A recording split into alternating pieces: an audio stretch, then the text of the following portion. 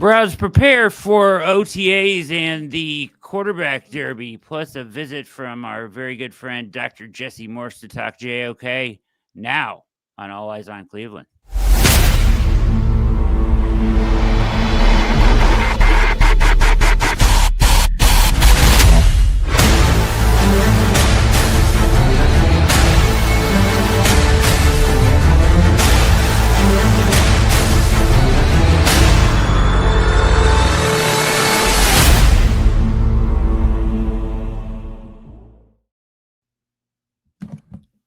Welcome to All Eyes on Cleveland here on the Orange and Brown Report streaming network, the OBR streaming network. Make sure you hit like and subscribe on your way in and out of the chat. We've got a fantastic show planned for you tonight. What's going on, Detective Case?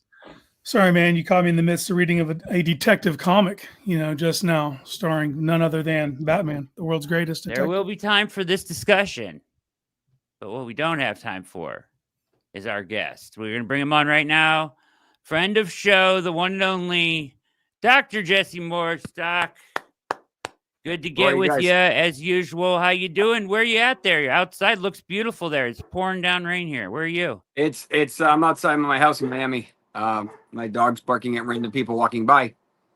Pretty par for the course. It looks like it's about to pour, but it's not quite pouring yet. Like the rest of the country is getting rained on right now. So. It was 92 today. It's 85 right now. Get out of here. That's wild. We can't get over 80 here in Ohio. We can't get it. Good to see you, Doc. Thanks for the time. I wanted to have you on just because I have these questions about the JOK situation. Jeremiah Owusu-Koramoah ruled out for all of 2025. And the team has been, how would you say this case? Anything but forthcoming regarding any specifics to this injury. Now, it was a collision with Derrick Henry in October of last year. What was it, like week 8, 7? Yeah, somewhere on there. 7, I believe. He was carted off on a backboard. He went straight to the hospital. I have the timeline here. Upper body movement. He pumped his fist, the crowd as he left, loaded onto a cart, taken to the hospital. And then we didn't hear anything for a long time. As a neck injury, he had movement in all his extremities. We've seen him since walking around. He looks fine, everything all that. But then he's out for all of 2025, which we kind of feared coming in. My question is, with an injury like this, we don't really know. We just know it's a neck. He didn't retire. He's taking a year. What can change in a year on a neck injury? So my suspicion is he either has a fracture or a severely herniated disc. Okay. Causing what most people would describe as sciatica of the upper extremity, what we call cervical radiculopathy. So, Peyton Manning, Chris Carson had significant herniations of the disc requiring a fusion several years ago, obviously, at this point. If I remember correct, I know Chris Carson only had a I think he had a 2-level fusion, which is why his career ended, especially as a running back. Peyton, I think he had a single level, and maybe he ended up needing a double level, but that may have been after his career had already ended or was just about to end. So usually for these herniations where the disc the disc in the neck is significantly smaller than the discs in your low back. So think of a quarter of an inch in the neck versus 3/4 to almost a full inch in the back, obviously depending on the size of the person. So the problem is it's tough. It's a bad injury. It's a painful injury. Can't even function. Can't lift up your arm. Can't do anything. It sucks.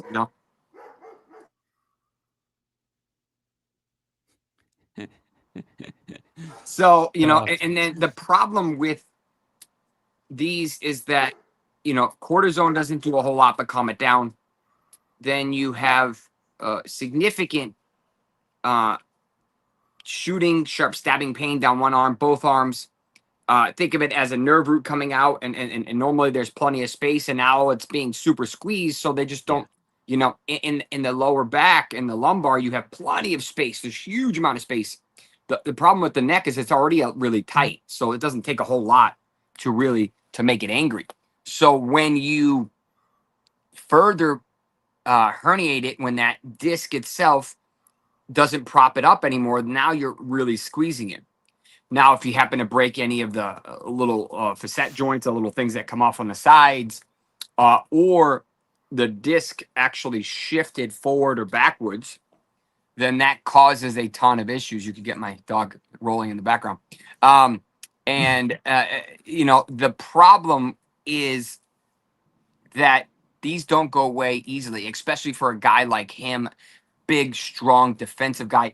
Think about Derrick Henry and think about how physically ridiculous he is. Remember, he's turning 31 this year, and the guy's like LeBron. Like he just doesn't age. It's ridiculous. He's like a linebacker running as a running back. Yeah. So, and the problem is you need full movement, full upper extremity movements in order to play that position. So if you're going to try to salvage his career, you need to either prop open that area with a disc spacer or a fusion, or you need to figure out what else you're going to do. Now, if it's a fracture, then obviously they had to wait for it to heal, make sure it was stable. But I'd be less inclined to think it was a fracture, because as long as it's healed, then you have 8, 9 months, 10 months, whatever. How would they already rule them out for the whole year? Yes. That's so that makes me think it's probably less likely to be a fracture, but technically it can happen. It's unfortunate. It really is. Yeah, it just puzzled me because it's like and that's why I brought you on, because I don't know enough about it. But like, what kind of, you know what I mean? It's hard to imagine an injury where you would need an entire year off and then potentially come back. I remember, who was it that had the neck injury case for the Browns, and he had lost feeling, and they had to wait for his feeling to come back. The corner, Greedy Williams. Yeah, Greedy. Yeah, and in our chat, Drew says, my C6 is herniated and I have numbness in my arms if I don't see a chiropractor. Yep. Is it something like that? Like, where do you think he's lost a feeling in his arms? Yeah, I mean, that's part of what the cervical radiculopathy causes, is that the nerves. So think of the spine as a fork in the road. Half of the nerve goes left, half of the nerve goes right. So if the injury is before the split or the fork, then you can have pain on both sides or either side, or it can alternate. You can also have numbness and tingling, sharp stabbing, complete loss, paresthesia. Paresthesia is like numbness and tingling, kind of funny feeling, almost like a hand sleeping. Yeah. You can also have weakness. So you have all these things correlated with that stupid nerve.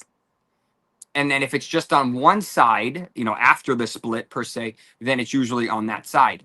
Now, each level of the disc, C1 all the way to C7 and C8 for that matter, correlate to a different part of the arm.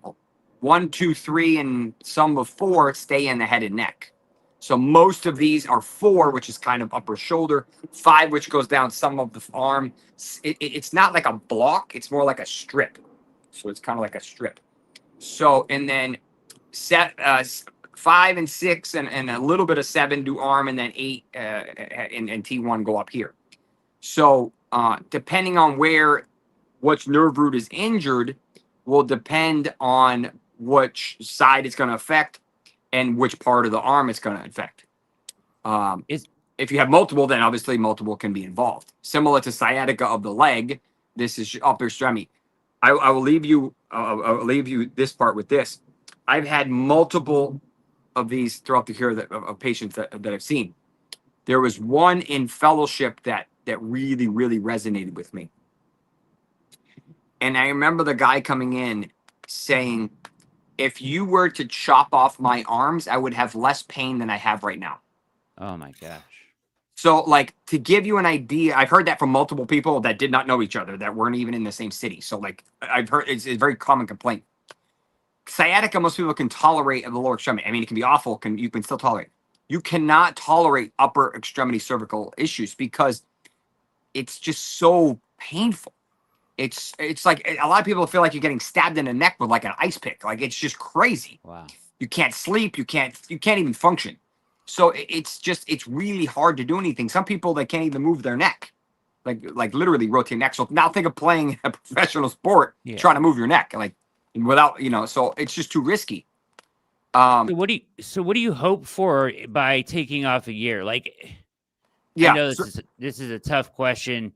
So what do you hope for in taking off a year? And without knowing the specifics of it, like, does he have a chance to come back, or are they just hoping at this point? I mean, I personally think it's probably a 50-50 split. Okay. Honestly. And without knowing, I don't, I never met him. I don't know anything about him specifically. Yeah. So what I mean by that is if they can get the nerve roots to calm down, if that's what the problem is, if they can get the neck to be stable, my partner, not me, I don't do spine, but will inject these and stabilize these, whether it's cervical, mid-thoracic, or lumbar, and stabilize every area. The other thing that can happen a lot of the times is the discs sit on each other, the bones sit on each other, kind of like Jenga blocks, right? So, and then the nerve roots run down the sides. But what can happen is those Jenga blocks can slide forward or backward. And what can happen is that nerve root that's going down like a pipe basically on each side, they need to be lined up perfectly. Yeah. But what happens when that disc is sliding forward, or the bone is sliding forward or backward, we call anterolisthesis to the front, retrolisthesis to the back, is that nerve root ends up going, instead of being perfectly square, now it's got to do this. The problem is that nerve root doesn't get longer. Yeah. So now it's tighter. So it doesn't take a whole lot to piss it off. Yeah. The problem is there's not many things that you can do to stabilize that up in the neck, to stabilize that bone, to get it back square and go back to a professional contact sport. Yeah. If they were concerned to the point where he'd need a fusion or something like that to stabilize the spine to prevent paralysis, they would have pretty much said you have to medically retire, similar to Chris Carson. So, there's hope that they didn't shut him down and that he can potentially take only, quote unquote, only off a year and return. Epidurals and stuff like that usually will calm it down temporarily, but they're not going to be enough to actually permanently create change. Once you start ramping up and hitting again, usually it starts angry. It starts yelling at you again. So hopefully that kind of helps. Yeah, that does. Casey, you have any questions? Well, that's just it, because you mentioned disc separator fusions being the surgical options you would face. Peyton Manning's probably the most famous person to go through this, where he went through surgery, and he did take a year off after the surgery. And we kept hearing that JOK was seeking second, third, fourth opinions. Is there a chance that they were like, hey, you need surgery, and that's just what he's holding out? He would rather seek other options. And what other pathways are there that are non-surgical? Yeah, I mean, besides what I do from a stem cell perspective, the subset of field I'm in, you pretty much you're going to be in surgery for this if it's that severe. Unfortunately, there's not a whole lot of things in the neck that you can do non-surgically if the injury is that bad. The other thing that can happen is you can have severe compression on a nerve, which then causes the muscles to atrophy. So now you have smaller muscles because the nerve's not sending the signal to fire.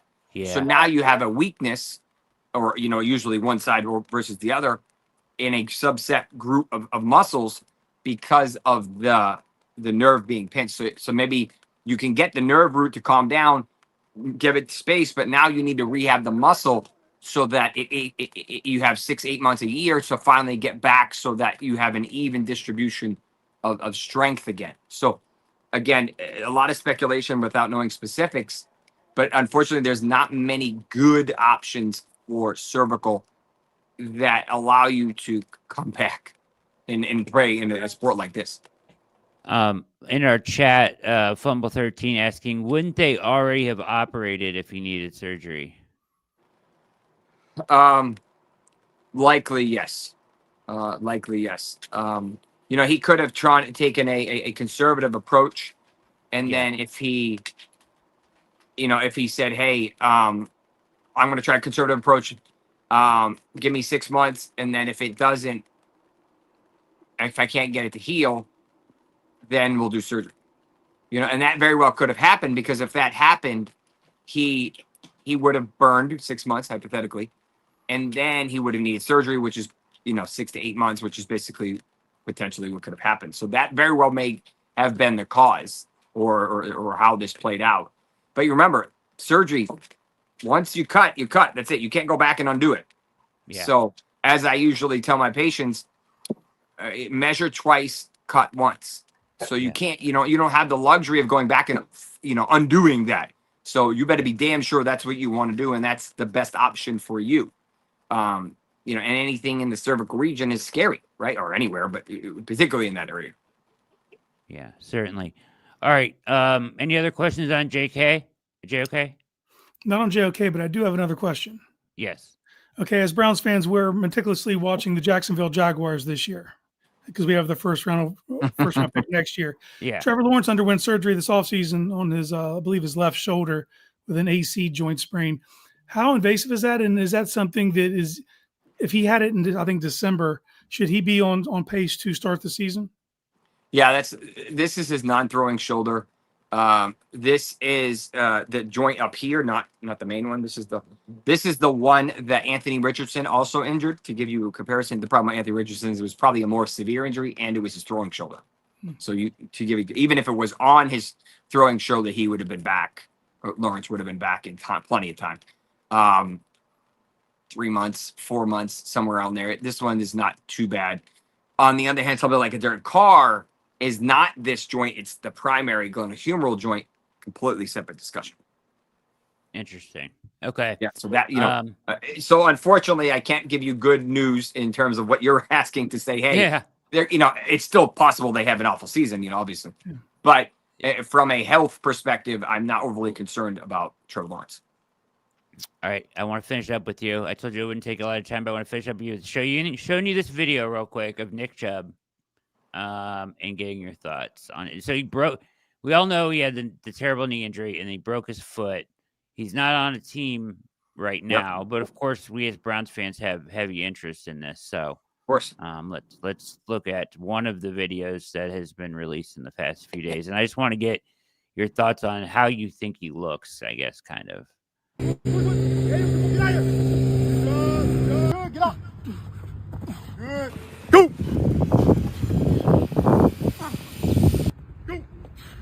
He looks better this year than he did last year. Yeah. Which isn't completely surprising. His knee injury was bad. Bad. I was actually talking to a patient about him today, about Chubb and his injury. And he was like, hey, do you think contact injuries in general are worse than non-contact? I'm like, in general, yeah, because if that player or person or whoever wasn't there, they probably wouldn't have had the injury, or at least the severity of the injury. So, it takes a year, sometimes sort of 2 years to really get back to, I wouldn't call it 100%, but as high as you're going to get. They don't ever release the specifics of that foot injury. It could have been similar to Derrick Henry's and the Jones fracture. For the most part, they do okay. That you needed time. Most of them require surgery. But I think he would be he's on the last legs of his career, unfortunately, and he doesn't have a whole lot of 3-down work. He's predominantly a 2-down guy, so that obviously hinders him as well. So I think realistically, maybe he ends up with the Dallas or something like that.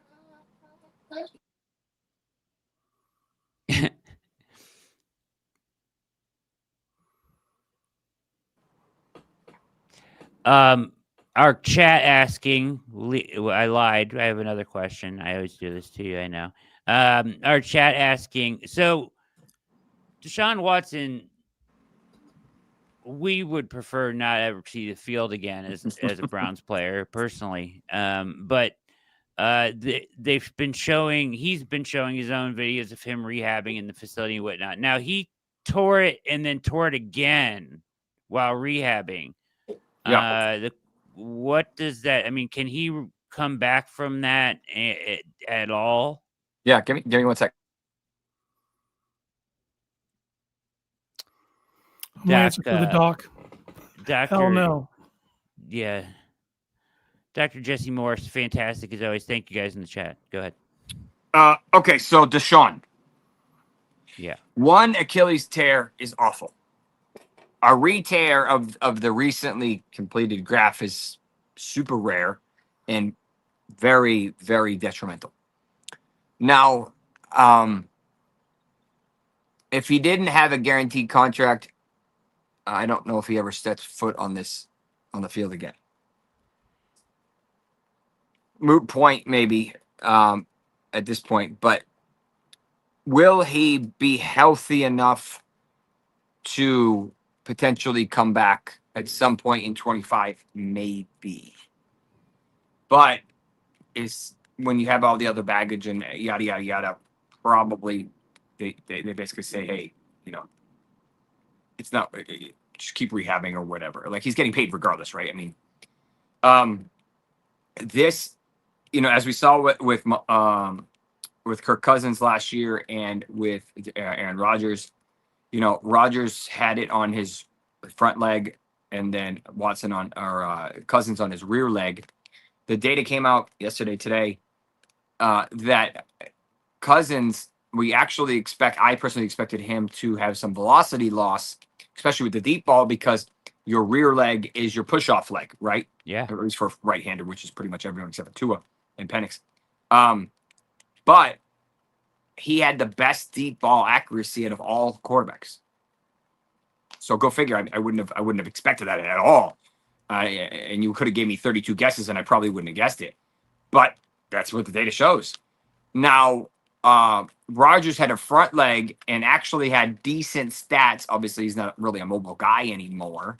Right. Obviously, both of them are 5 to 7 years older than Deshaun. So obviously, age, Deshaun has it on his side. Deshaun does have a history of bilateral ACL tears. Not the best. Now he's got same side Achilles tears. So, how that happened is a little bit fascinating, and I'd love to hear the story behind that, because it's probably deeper than we know. But that being said, I think realistically,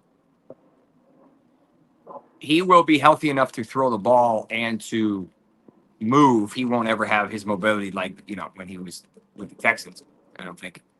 But, can he function? Yeah, maybe probably closer to 26. So that's probably why they have, quote unquote, 4 quarterbacks on the roster. But realistically, that's probably what I would say. Yeah. Browns fans are all hoping, pup this year or whatever, and then cut next year or in 27, because they do have an option to wait until. It's just, how do you carry him on the roster through 26 when he is healthy? You know what I mean? Yeah, I don't know. I'm sure the guaranteed money and the cap is killer. And if it wasn't for all the baggage per se, then maybe someone trades for him that needs a QB, Pittsburgh, something like that. But he's injured. He's got crazy baggage. He's owed stupid money. Like, it's just not realistic. All right. And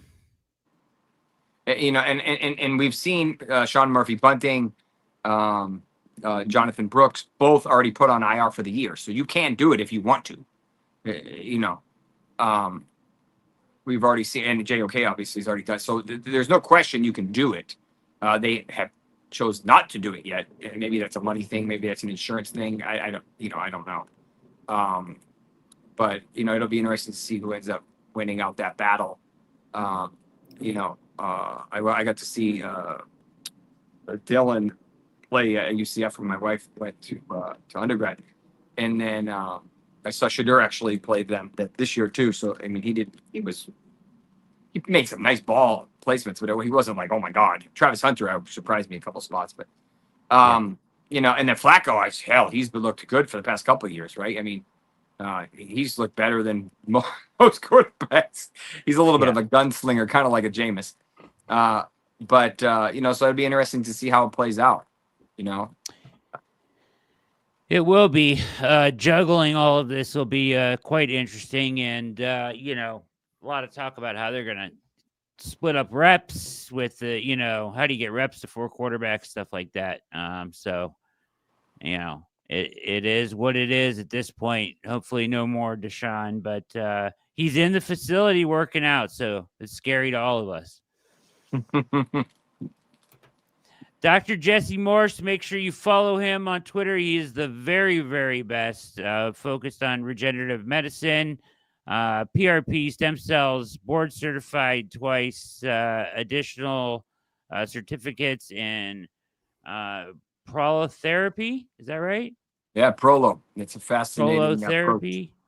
CEO of @Injury Experts with a Z on Twitter. Doc, as always, you're fantastic, and thank you for your time, man. You're the My best. pleasure. Our chat loves you, so thank you. Take so care, much. guys. All right, thanks, Doc. Dr. Jesse Morse. Always fantastic. Are you having trouble hearing me, Case? No, not at all. Okay. Jeff said I'm wearing a muffler. I didn't know if that was in regards to my sound. So don't know what I that think means. your layering is throwing them off. My layering? Okay. Best layering in the game, bro. Yeah, Pat Shea saying, yikes for JOK. Hope he gets healthy soon. Chubb just might eventually take the vet minimum deal. Yeah, but where? It might not be with us, though. That's yeah. So be aware. That is true, but it would just, could just be where opportunity is. Oh, yeah, this is Fumble. This is not a scarf. This is a hoodie, brother. So, always the comment on what I'm wearing. You're jealous. I got a question. How many yards per game will the Browns have this year?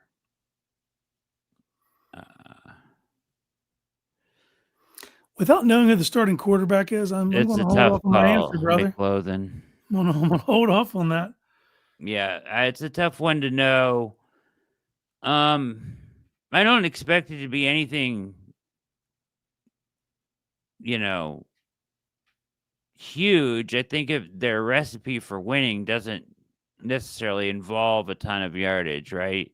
Well, I think he's asking yards per carry. So we're talking about in the running game. I mean, in the run game, okay. You look, man. It's got to be 4.5, right? Yeah, you got to be 4.5 or over 4. to have success. Stay ahead of the chains and stay with your running game.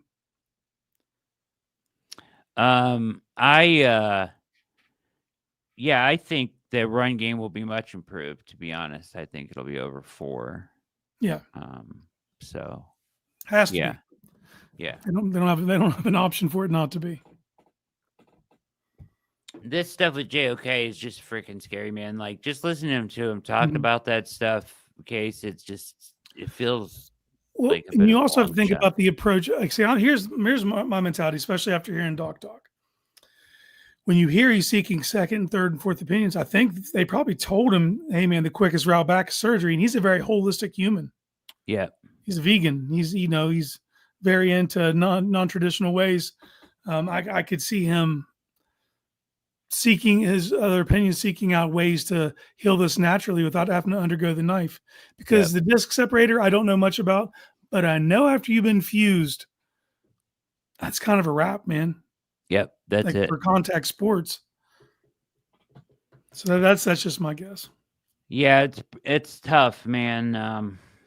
But I just wanted to, because you think about it, like, what injuries take a year? You know what I mean? Like, at what point is it not just healing anymore? You're just waiting for something to get well, that's the thing about nerves, because nerves, it's just one day you might wake up and the tingling's gone, and the tension's been relieved. We saw Peyton. Peyton did have surgery, single disc fusion, But he took a whole year off after that because the nerves weren't firing correctly. Yep.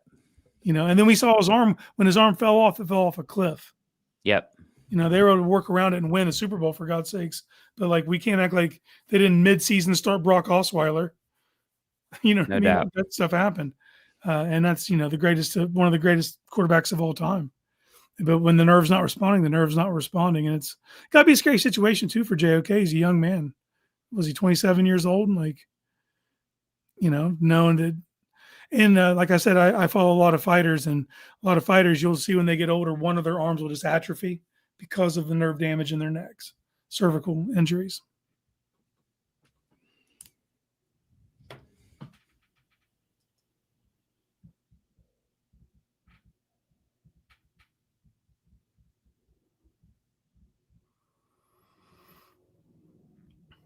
Yeah. Well said. World's fastest. Good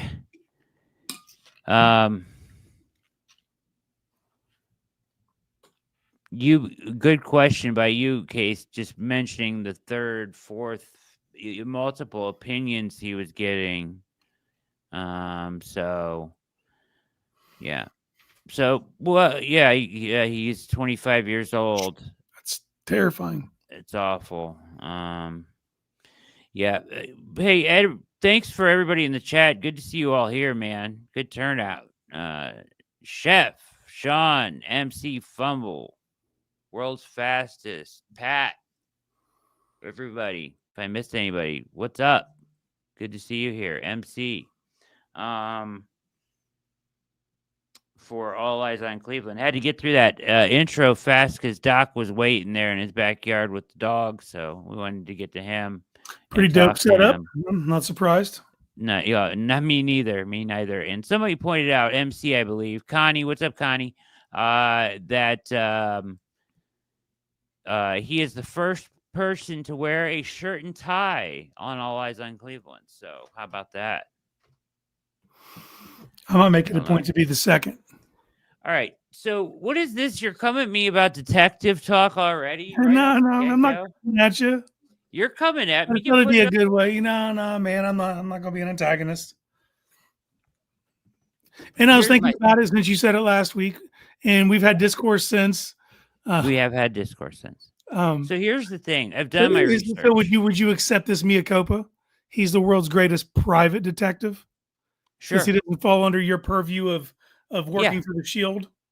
I think that's much more accurate. Okay. Or just crime solver. Like I did some research after we talked about this. Yeah. And we had our argument. Serge says more of a bounty hunter. So I think that in looking at his origin, that may have been their intention with Batman. Mm-hmm. I don't know anything about comics at all. Let me preface this. So I don't know. But I'm just saying, in the movies that I have seen, which are, Dark Knight, a couple others, very limited in the Batman world, right? It doesn't come across as a detective to me. Is that fair? The best piece of detective work you've seen him do in any movies you've seen was the Dark Knight, when they reverse the bullet fragments out of the brick and do the forensics that way. You see him do a little bit of it. But yeah, for the most part in the movies, he's not depicted the way that he is in the comics analytically. And if you watch The Batman from 2022, you will get a different version of it. This is where the conversations comes from, Drew. I understand. Once again, Detective Comics. I don't I could be let me try a good example. It doesn't matter that it's named Detective Comics. It doesn't make every single person in DC Comics a detective? No, but the first edition, they didn't call it Detective Comics so for then it's irrelevant. all the heroes for Batman. I mean, look, dude. You're arguing with Bob Kane, the guy who invented Batman. That I'm was not from day arguing one. with. From day one, he was known in the comic world as the world's greatest detective. I get it. For me, it's hard to buy with the get up, the bat get up, and Mhm. everything Yeah. like that. That for me, like how inconspicuous is that? I mean, like, what are we doing here? And You then, got to be secondly, inconspicuous to be a detective. no, but like, and I've just never seen him do a ton of detective work in the Mhm. movies, Yeah. and that's probably I'm gonna blame it on them Yeah, I poorly can get that. depicting the character. Yeah, you get none of that from the Keaton. Well, I guess a little bit when he's talking about like the original Batman in '89, when he's tracing all the products that caused from a Joker, his ex thing, where he's making everybody turn into him. But yeah, no, it's been hit or there, but they focus more on the boom bat pow fighting and having Yeah, really cool gadgets. But yeah. I will implore you and anyone else out there. I know, Brad, I know you watched The Penguin and you liked it. You need to watch the 2022 The Batman. That movie right there. Did you like the movie Seven with Brad Pitt, Morgan Freeman? Of of course, You'll love classic. The Batman. Okay, That's so it's that's realistic. my gateway to you right there. It's realistic. Yeah, it's the Like, most realistic. It's Batman year one. It's his first year as Batman. He's a rookie okay. on the job. I think Seven's one of my favorite On movies of what all time. job? Man. On what job?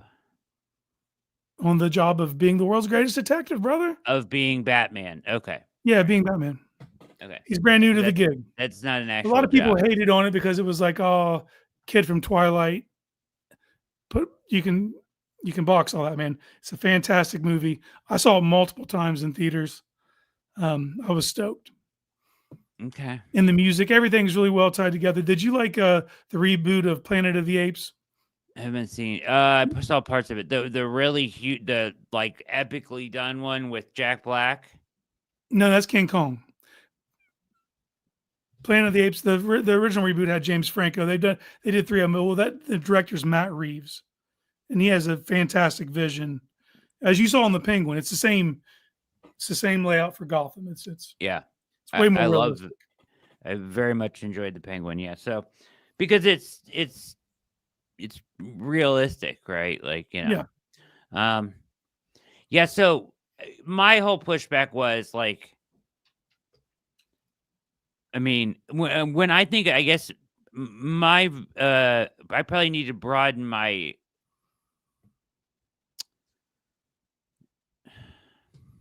I can't think or talk today. You're thinking more along the lines of fictional detectives like Law and Order SVU and Not even that. I'm just thinking in I need to broaden my definition of what a detective is. So like for me, a detective works for the police force. He has a badge. He has to work within the confines of what it being. But then you guys brought a private detective. Okay. So I would much rather, I mean, the world's greatest PI would be a much more accurate depiction for apropos. me. Yeah, he's the heavy hitter. He's when they can't figure it out, they turn that light on, baby. Comes in and bats cleanup. World's fastest dude is all about protecting billionaires. Huh. Columbo is a great detective. Tremendous detective. Good call, Connie. What was my list? I don't know. Did you have Andy Sipowicz from NYPD? I can't remember what you had. I had not so much Sipowicz. No, I had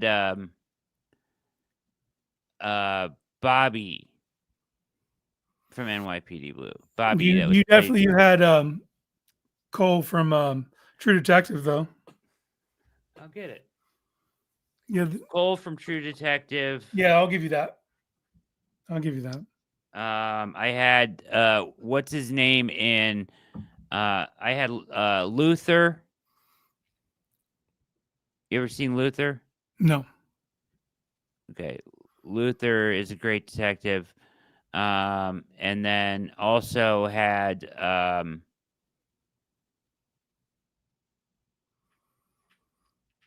the guy that played what's his name in the movie Zodiac. You've ever seen Mark Zodiac? Ruffalo. Mark Ruffalo, his character. Zodiac, yeah. I've seen Zodiac. Terrific. I like David Yeah. Fincher. He directed that. Same guy directed Seven. Yeah. Yeah, so I mean there's a lot of great detectives out there, but yeah, that I threw that list in there. Batman fucked them all up. Yeah, he would. He would. Yeah, there's no debating that. Physically he would fuck them up. Mentally too, baby. I'm telling you. Okay. I know you don't know the comics. I am. I to say I'm a Batman fan would be underselling it, and I don't know if I can let World's Fastest comment slide. I'm gonna hold on to that one for a little while. Yeah. Well, Yeah. is he wrong? Yeah, he doesn't protect billionaires. Like I'm not going to get into it. There'll be a whole nother show. Yeah, that's a good call. Search. Yes. Scully, Mulder. There's a lot of them. Bond, not one of my favorites. James Bond. No thoughts. Well, Are it's you not a really detective. in your feelings about World's Fastest? I Feelings? mean, it's a gross misrepresentation of Batman. I mean, but I'm the nerd that reads the comics. I can't even. Don't get in your feelings about that. No, I'm not. I'm just me and him might have beef for a little while, man. That's my boy. Batman's my guy. All right, I can tell. I'm gonna leave it alone. It's all good. I'm gonna leave it alone. Listen, I mean, I did laugh because you sent me a picture of him saying, "I'm the world's greatest detective" as proof. Like, well, It wasn't proof. It was just, I don't know. If you were to ask Google who's the world's greatest detective, there's other names. Sherlock Holmes gets shout outs, but Batman's on there just for the record. If you were to ask Google, yeah, it took me by surprise. Yeah, OG Philly, I know. It took me by surprise when you classified him as that, because I never have looked at him like that. yeah. But that's because And if you're of watching the movies, they don't give off that vibe. I get it. They don't. That's where we separated on that. All right. Yeah. So, but I'm willing to listen to it for sure. Well, watch the Batman. You have a better understanding of who he is in the comics. Okay. I already got it written down. I'm gonna check it out. So, all right. This is all eyes on Cleveland. So far, 47 minutes in, we had Dr. Jesse Morse on to talk JOK, and we've hashed out. We've come to a place where we can move forward with our detective Batman opinions. All right. I've got a couple topics I want to hit tonight, Case. Let's roll. So Mary Kay put out this article, right? Okay. Where she speculated the order in which the quarterbacks would rotate, pairings, whatever. By the way, I wrote an article the day before, not saying she read it or anything. The day before. Things I think I know. The third section of it was about how they would manage the quarterback. I didn't pick an order in which they went, but very much laid out that they would go speed, two passing, dual passing, trying to work in break periods, all of that. Very much a lot of the same information in this article about the way that they're doing. She didn't mention speed as much, but anyways, because they have to increase the reps. Now, so let's take it at face value that they're going to operate. They signed the three wide receivers from tryouts, right? So let's take it at face value that they're going to operate at a faster pace, and they're going to ramp up things in a way that allows guys to get more reps. Yeah, maximize the opportunities. If that's concurrent 7-on-7s, you know what I mean?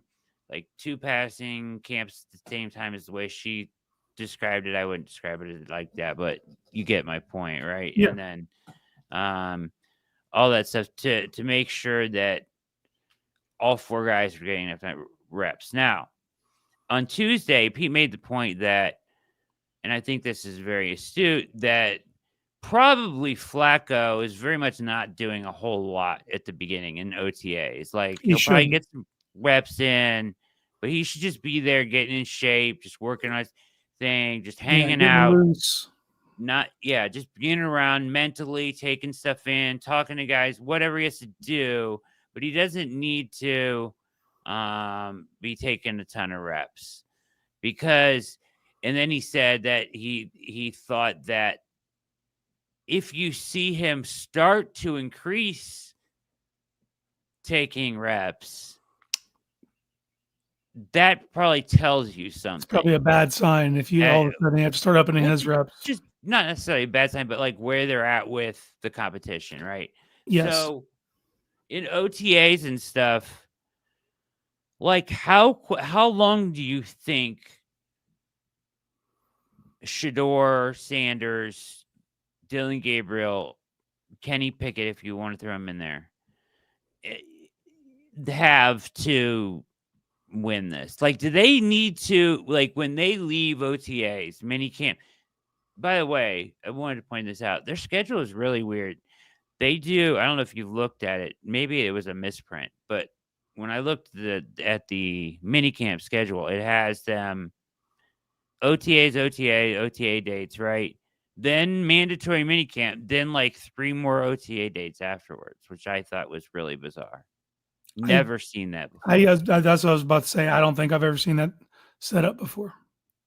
And no, I did not see that. I would definitely raise an eyebrow if I saw they Isn't had that weird? 3 OTAs after the mandatory. Yeah, that's what I thought. And then that's that. Well, maybe it's genius because you get the guys that aren't at OTAs in town, and maybe they just hang around for a couple days, and you get an extra couple Bigger sessions turnout. of it. Do you know what I mean?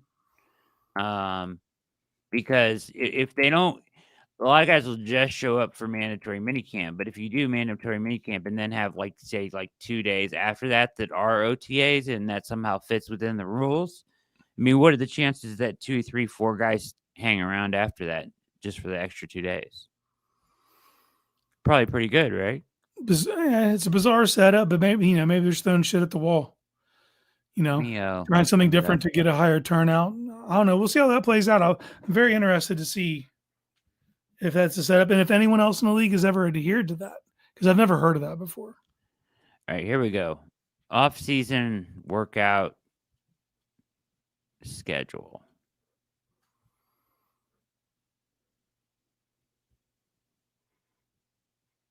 So this doesn't say that. This is different. The phase will end with mandatory minicamp June 10th through 12th. So maybe it was a misprint. Maybe. Because I had like OTA dates after that. Had to be a misprint, right? Checking again. Come on, give me. Also, take a little litmus test. Is anybody else out there Twitter going crazy? Can you access your DMs? Yeah, same. I want to know this from the chat.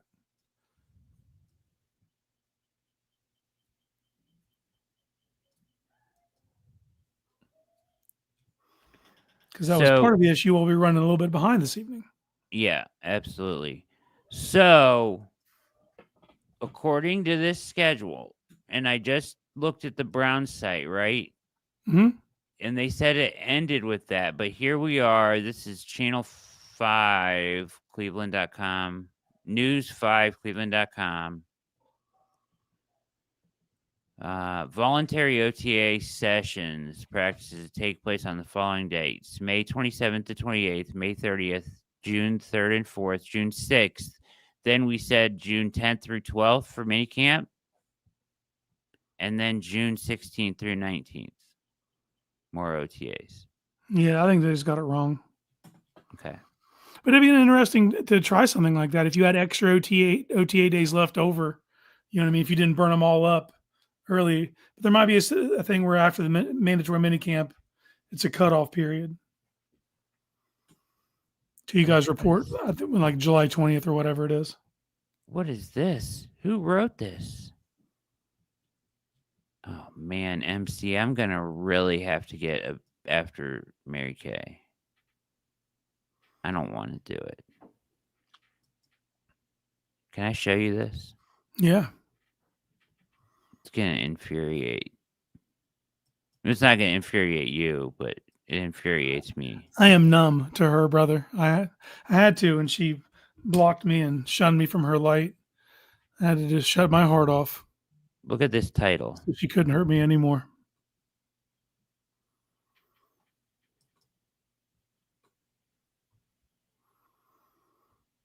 Oh, 10 things she thinks about the Browns. That's at least it's creative, you know, and original. Well, first year rips off your quarterback plan. May 22nd, 10 things I think about the Brown schedule. So I already did this article. Things I think I know included the Brown schedule. Hmm?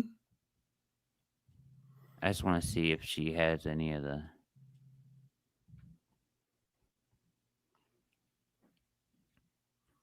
No. Okay. We're good.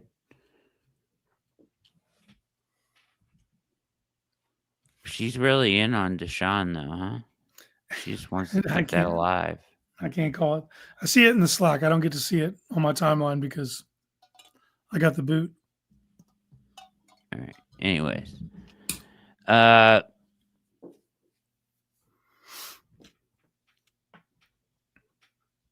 Mary Kay Chops. Sorry, MC. I know that's your person.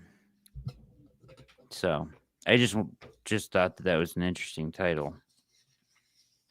Not like anybody else around here writes with that title or anything. Yeah, it's super original. Yeah. So how long do you really think? Like, at what point, if you're Stefanski and you're talking with your offensive staff, you're like, we have until this point to know whether somebody has a chance to win the starting job. I mean, obviously, you'd rather be sooner than later, but that's the beauty of having a safety net in Joe Flacco. You can push this a little bit, and it's not like Joe's going to need X amount of reps to be ready, and we kind of already know he knows the offense. You're not going to overwork him anyway. I don't know about giving a date or anything, but like this can play out through the summer. You could be into preseason games, I think. Still auditioning these cats, waiting. No, like I said, I'd rather it be sooner than later, but I think you could push it into the second week of preseason. Yeah, I think preseason games, joint practices are really good places for these guys to audition. Mm-hmm. But I think that like coming back, here's my thoughts on it. You have OTAs, you have minicamp. I think coming back from that, you should have at that point a depth chart. Yes. And you should have an idea of like, hey, Shedeur could win this job. So we want to give him every opportunity to try to win it, and plan accordingly moving forward. Or Gabriel could win this job, or Pickett could win this job. Yeah. And if nobody is like, it doesn't look like anybody's getting there, you can continue your competition forward, but you're going to have to get Flacco more involved. Yeah. Yeah, that'll be the litmus test. When do they start? If they start ramping him up, we know, that at least it's unresolved or no one's taking a lead. Because as of right now, we're not in the meeting rooms, breaking it down with them. But from the outside looking in, Shedeur, Gabriel, neither of those dudes have done anything to hurt themselves during this time period. So no one looks like they're struggling as of yet. They're going to start throwing more stuff at him the closer we get. And hopefully one separates. That's the best case scenario. And that's the other part when we're talking about Deshaun next year, not this year. I'm not worried about this year. This is insane to me. He retore the Achilles. I'm not even factoring him into the season. But if you're going to have a healthy Deshaun and you don't want to play him, you need someone to emerge, preferably one of these young guys to emerge so that it becomes a non-story. Even if they don't plan on playing him, it's going to be a story unless you have someone who emerges as a true franchise quarterback. And then that noise dies way down because you don't have to worry about it. So that's the secondary thing. But I'm not going to be surprised if we're in week 2 of the preseason and we don't know the pecking order exactly. So we've got a lot of people here saying, all right, so Jeffrey's saying Pickett's already taking snaps. They haven't started OTAs yet. So how is he already taking snaps? Explain that one to me. Okay. It's Pickett's job to lose, says McLothan. I think it's good to start Pickett. I disagree. I don't think it's Pickett's job to lose. I think that they are the 3, Pickett and the 2 rookies, are all starting like on an even plane. Personally, he is going to have to earn it just as much as the other 2. Oh yeah, 100%. I don't see that the one person who does is Joe, edge. and it's like he's the default guy. If the shit isn't taking off, he's the guy you can ramp up and be competitive early.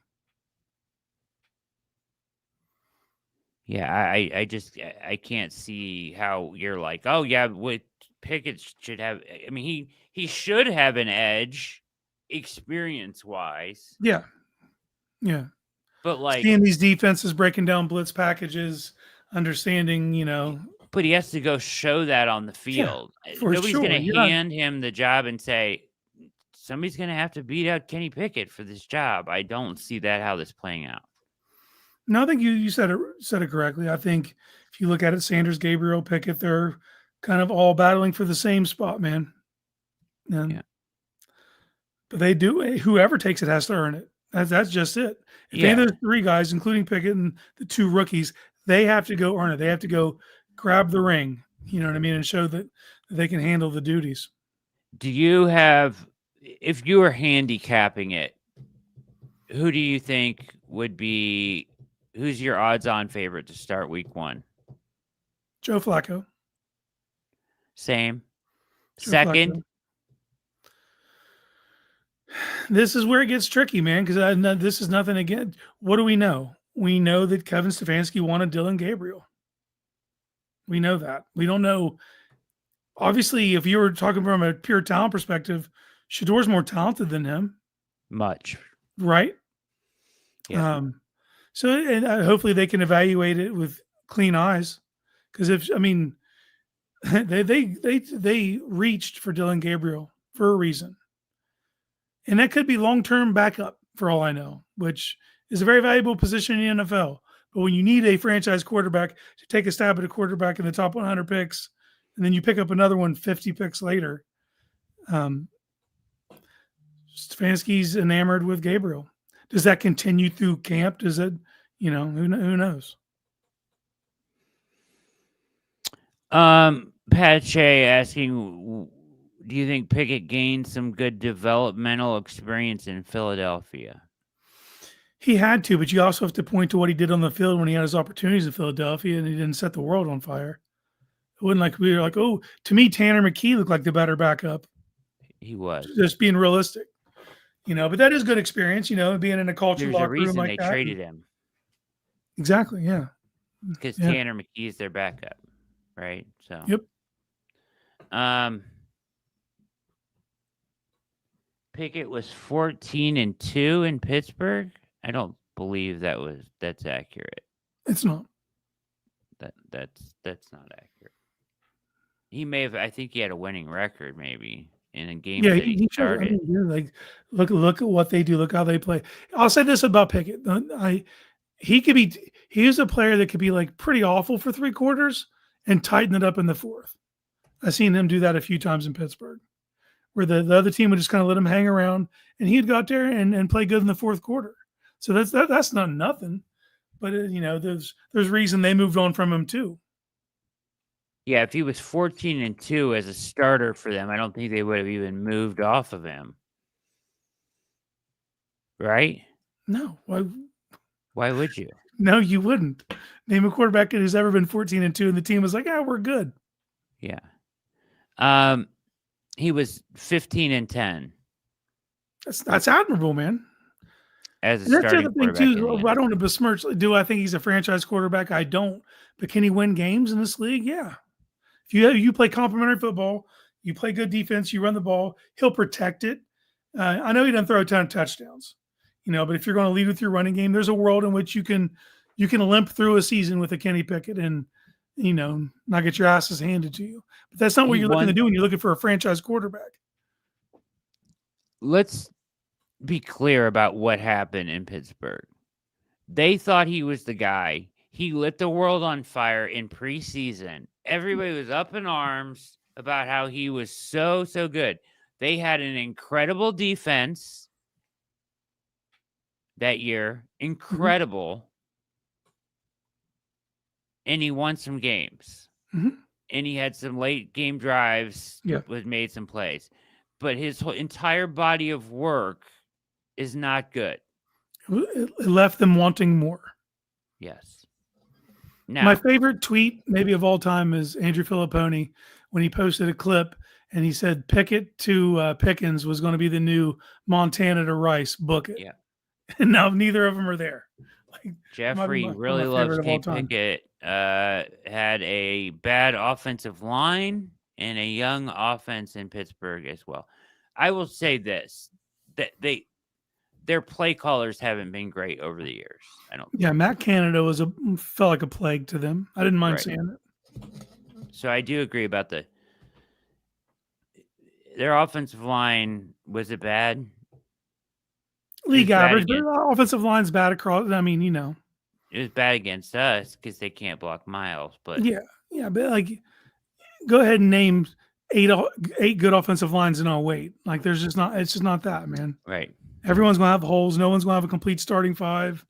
It's probably the most untalked about thing in the league is offensive line play, but it's also because you're in this league where it's a passing league and you're getting these mutants on the other side of the ball who can just tee off. And offensive line play is also skewed because you could win. You're on the field for 70 snaps. You could do great for 56 snaps. But in those other 14. If they get away from you and a guy gets 2 sacks on you and 7 pressures, it's a failure.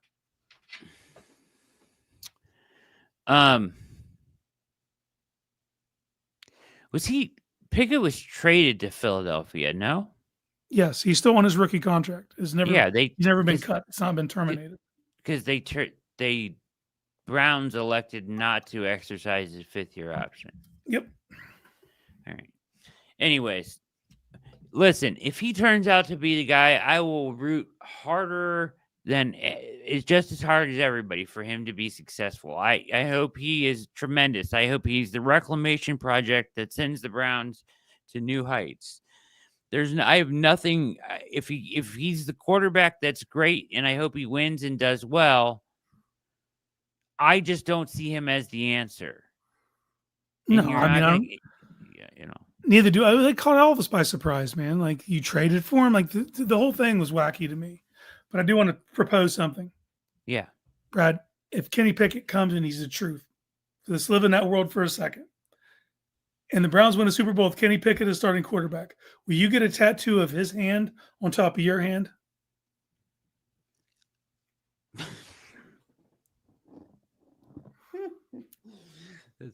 That's genius. I wanted to do one night. We got to do hand measurements. Okay.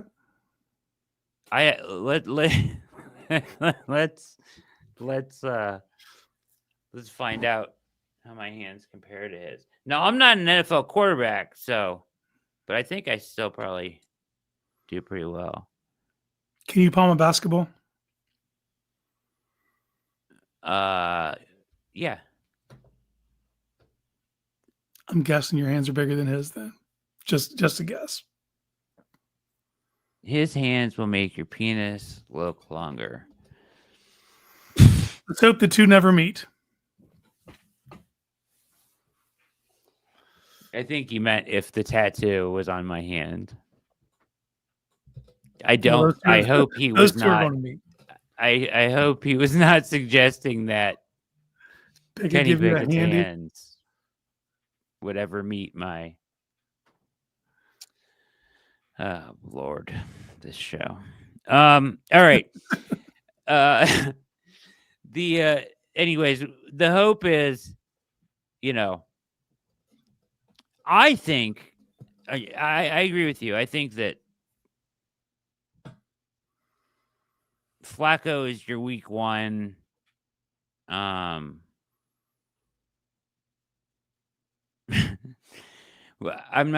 I think Flacco is your odds-on favorite to start week one, and I think the best chance of the three to change their minds is Shedeur. I think that's fair, right? I don't see why that wouldn't be fair. That's where I'm at. I think he's our best hope of coming up and winning this thing straight out. Now, that'd be great. That'd be great, man. Yeah. Now that the buzz and the craziness that would come with it will be insane. Yeah, we saw a little bit of it in the chat earlier. I mean, you can't even talk. Every talk show is talking about the Browns rookie minicamp, first thing. It's insane, right? So yeah, they found us in the Barking Browns Sunday night. They found me and Jacob. That's all the chat became, was Shedeur soldiers. Even there's an army out there. The fact that we had any doubts at all, it was like we were. Yeah, you know what I mean? Blasphemy. Yeah. But no, that's the best case scenario. Is one of these rookies. It could be Shedeur, it could be Gabriel, whoever it is. Just go get it, man. Go take it. But you can't hand it to them. Obviously, it has to be earned. No, but if they earn it, man, I'm not going to get in the way of anything of progress, man. We need a franchise quarterback. If Shedeur Sanders can be that franchise quarterback, hallelujah. Yeah, it would be a huge help.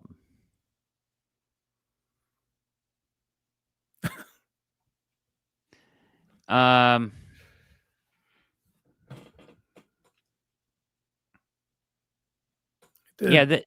they'll come out of the woodwork. I mean, it's crazy.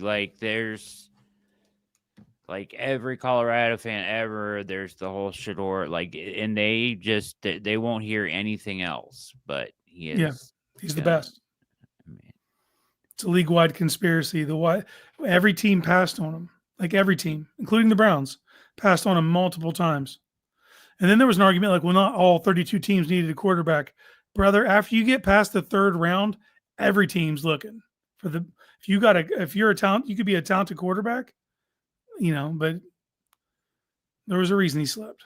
But is he better than a fifth round talent? Absolutely. Absolutely. This is an interesting comment. So I don't see a franchise quarterback on the roster right now. I think Dylan Gabriel, Kenny Pickett, and Shedeur Sanders are all on the same level as Jeffrey. I don't think we know yet. We can't say. We haven't seen the rookies. We haven't seen at this level with this competition, with this game speed, and this level of mastery of defensive coordinators. There's so much to put in there. We have seen Kenny Pickett in that scenario, and I would say he's a mid. He probably could have gotten better. I mean, it's not like we haven't seen guys in this league turn their careers around with experience and time. More so recently than ever before, with Geno Smith and getting Sam Darnold. Lives and So I think that speaking of, see you auntie here. Serious question. Does anyone else feel like this was all scripted? Hold on. I got you. No one can answer why he fell. Why did the Browns get Pickett? Gabriel isn't better. It's all crazy to me. So, Kimmy, I would say this on why he fell. I think that, like, I think he got bad advice around him. I don't think he interviewed well. I think that they believed he was going to go top 5 the entire time. And he had people telling him that. So then he acted as if, but you can't afford to act as if that's not how you're truly viewed by the NFL. The NFL, I don't think, as we know now factually, where teams had him on their board, I think most teams had him as a late first, early second round grade. What do you think about that case? Well, I mean, let's start from the beginning. Dion, if he's taking advice from his dad is a generational talent. Yes. And when the New York Giants asked to interview him, he said, when are you guys picking? They said 10. He said, I won't be around for that. I'm not coming. I know. And they kind of treated the process, like you said, like he was going to be top 5. So they narrowed before, like 4 months ago, Dion came out and said, we're going to pick and choose. He's not going to play anywhere. We'll decide. So you narrow the scope. And when you narrow the scope, you're not narrowing the scope. The teams that would take you, and there are the bad teams from the year before. You're not talking to Kansas City or Buffalo or the perceived good teams. You're even talking to them. You're narrowing your scope. And then you don't work out at the combine. And I get not working out at the combine if you're hurt or if you're preparing something later. The reality is if there's questions about you and certain things, you need to go disprove it. I don't even care about working out the combine for me. That's not. Well, I know you don't, but if we're NFL GMs, obviously, we're wanting to see certain things from him at the Shrine Bowl. Several teams flew out to the Shrine Bowl for him not to do anything. Yeah, and that doesn't bother me as much either. I think he hurt, like, because the tape is the tape in the end of the day, right? Yeah. The workouts just confirm your priors. But if there's questions on you, you need to answer for those. Okay, fair. But what we know afterwards, and then like listening to McShay and all the people that he's talked to, some teams had him as a first-round talent. Some teams had him as a second. I think most had him as a second, probably the majority by the end of the thing. And I think that's fair from the tape evaluation that I did and you did. I would have had him as a first-round talent, but an end of the first talent. Yeah. I think. Like, I think he can be really good. Late 1, early 2. And that's not saying anything bad. That's great. Yeah, that's great. But you know what I mean? That's not saying anything bad. But then Kimmy, after that though, once he fell beyond there, now at that point, it had nothing to do with talent. It was about, okay, if I'm gonna bring him in to be my backup quarterback, do I want to deal with all of the, not him so much, but the stuff, the noise, the noise. And the people who are Shedeur fans will be like, "There's no baggage, guys. You're the baggage. The extra noise is the baggage." I know you can't see it because you're in the middle of it, but that extra attention, no NFL team wants their backup quarterback to be the biggest thing. Like, they just don't, you know what I mean? They look at Tim Tebow. Like, it's the same kind of thing. It's just the attention that he will get. And that's no fault of Shedeur himself. No. That's the noise surrounding him. It is what it is. It's around him. And then, at that point, then it just became like, what use does it serve us as a team at this point, until he reached a point where it was just so valuable that a quarterback needy team like the Browns was like, yeah, we'll take a swing. And for the record, I think he's a phenomenal scheme fit for what Stefanski does. Like, I think that's perfect. I think that the flaws in his game, I think he can overcome, A, and B, with good coaching, but he's got to take to coaching, and be, I think that he does amazing things with the football sometimes. Like Yeah. his accuracy, some of the throws he makes, you can't place him in better spots on his film. Like he does tremendous things at times with the football. So I think that he can be very good. He has a lot to overcome. He has to earn the job first and foremost. But I don't question like his work ethic and stuff like that. I think he'll work hard. I think he'll take to coaching. I'm not worried about that. A lot of what we saw in the draft, I blame on the people around him, period. That's where I'm at, Kimmy. So I'm not answering the question. No one can answer the question as to why. I just explained it. Nobody. Well, why did they get Pickett? Why did they trade for Pickett? And that's a head scratcher for me too. I didn't think there was a massive Kenny Pickett. Like, I'm not a fan of Pickett, so I didn't. I'm there with trading you. for him. Like, look, if you're going to say he's the reclamation project, because we said cast a wide net, and if they view him as the reclamation project, cool. But you traded for him. You gave up assets. Like to me, that's wild. Like, was there a huge Kenny Pickett market that you had to get ahead of? Because I didn't see it coming if there was.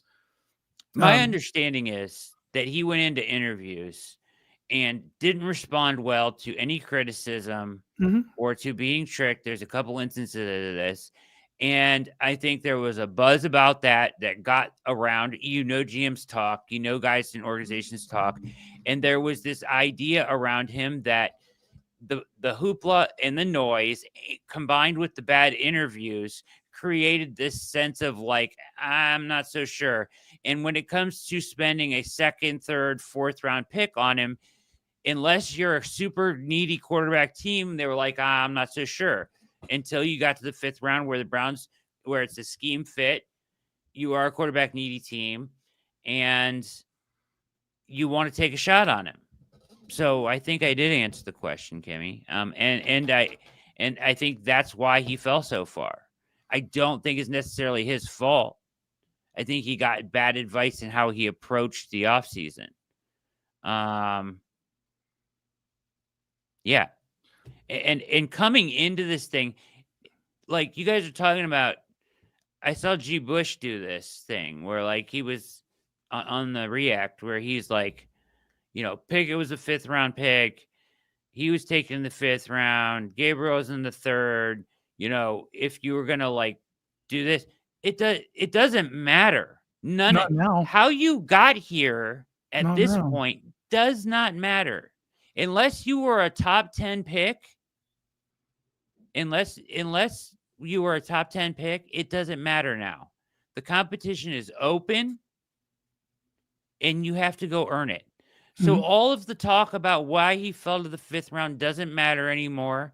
All of the talk about why Gabriel went in front of him, it doesn't matter anymore. And why in the hell they took a shot on Pickett doesn't matter anymore. This is your QB competition. May the best man win. Yeah, as long as they're evaluating it evenly, the 100%, it doesn't matter now. You guys all get the same amount of reps, same opportunities. And when talk about coaching points, a lot of like Mahomes kind of ruined a lot of people, right? Because all of a sudden the talking points are off schedule throws, what you can do off platform and arm strength. None of that shit matters if you can't operate on schedule first. That has to be your A. That has to be the reason you're there, is to operate the offense. Now, if things break down, those are great things to have in your back pocket. But you can't devise a plan for things to break down. You devise a plan for things to work in rhythm on schedule. He does those things.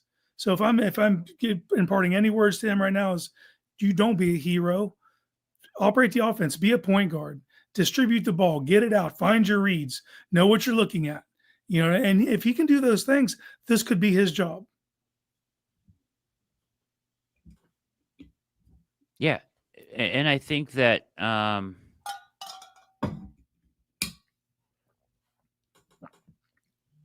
yeah, right. It doesn't matter. It doesn't matter what round he was picked in. I don't view him as a 5th round pick. He's not a 5th round talent. That's for damn sure. No. So it doesn't matter. At this point, you have to go earn it. That's why I was saying, like, earlier, people were saying, like, well, Pickett should, has the job and he should be the, no, nobody has an edge right. For me, there is no depth chart right now. And I think that Stefanski feels the same way. Just from listening to him talk, he's been talking nothing about you're going to have to earn it. You're going to have to earn it. You're going to have to earn it. So yeah.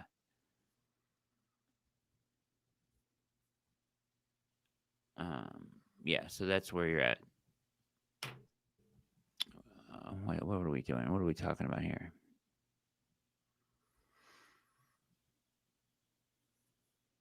Yeah, I mean, it doesn't matter anymore. Go prove it now. And I think that he's highly talented and has a great chance to do it.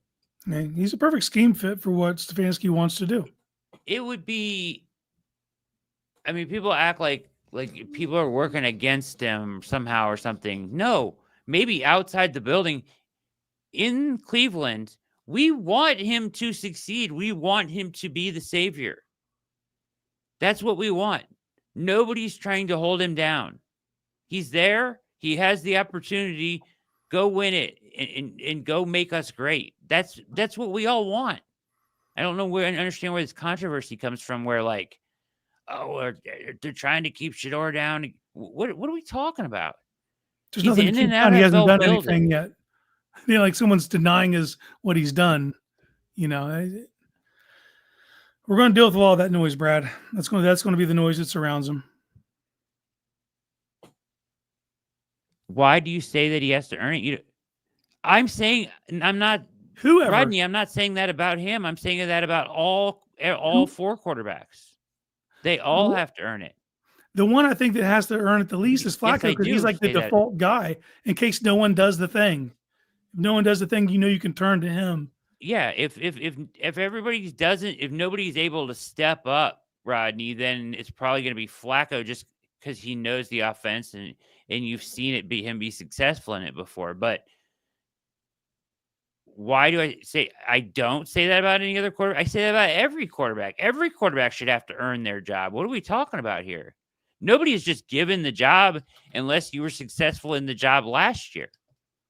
Unless, like you pointed out earlier, if you were a top 10 pick. Yes, everybody has to earn it. That's what I was saying. I don't understand. I don't like it when people put words in my mouth that aren't accurate. It's going to happen a lot this year, brother. I know, man. But that's what I was saying is they all have to earn it. Whoever is going to win it has to earn the job. Grab the ring, man. Take it. Yeah. Take the job. It's open. Not just him, but like to Rodney and everybody's point that is here to have the back of Shedeur. I think that he has a great chance to win it. Yeah. Yeah. And he'll be given every opportunity to. Don't do this, Jacob. I can't. It's not a sandwich. Is a hot dog a sandwich? No. I've never considered it a sandwich a day in my life. No. Stupid question. It's a soup. I love that answer.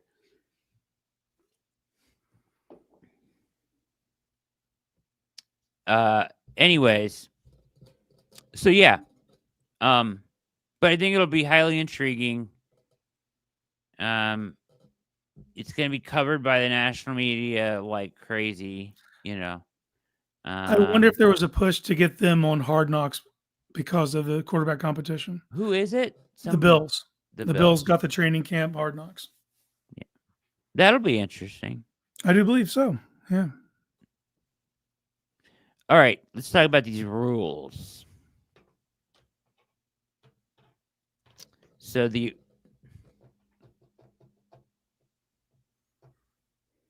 we not answer that question to your satisfaction, Kimmy? I'm just wondering. My original question was just that. I took it as a serious question and I answered it as such. I thought we did. I think you have the right to ask that question. Is it peculiar that he fell to the 5th round? Very. Yes. Yeah. It's weird. So I get why people ask that. Like, I get why you could have conspiracy theory around that. But like, I don't know what conspiracy there could be. Like the NFL wasn't colluding to not draft him for a reason. Teams want to get better.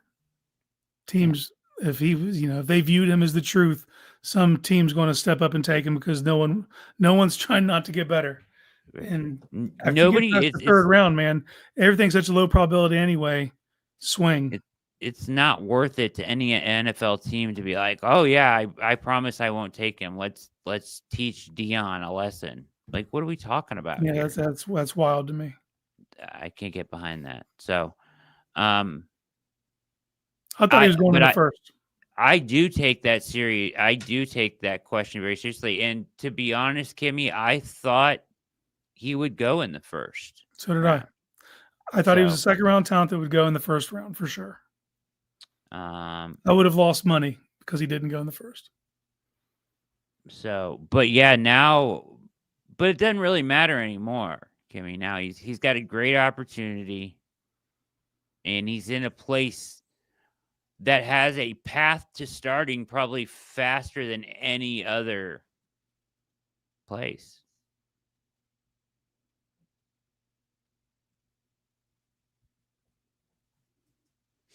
It's insulting to call CU Shedeur fans the baggage when every media outlet and podcast has Shedeur's name or photo on the thumbnail. I'm not calling you the baggage. I did. Oh, you did? I did. Well, the noise is, they're bringing the noise as part of it. There is noise surrounding him. There's no getting around that.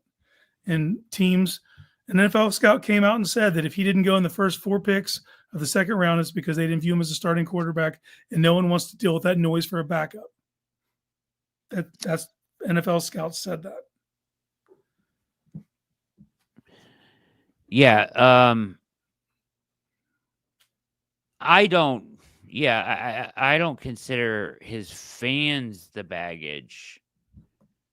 It's the media's fault. 100%. The noise, it's going to be around him. The noise He's a lightning rod. comes from the media. His fans are just fans. He's a popular player. Very and popular. That's great. Very popular. It sells jerseys. It'll if this fast forward a year, say he comes out and he takes a starting job, the Browns will be on primetime games next year because of what? Because Shedeur's a starting quarterback.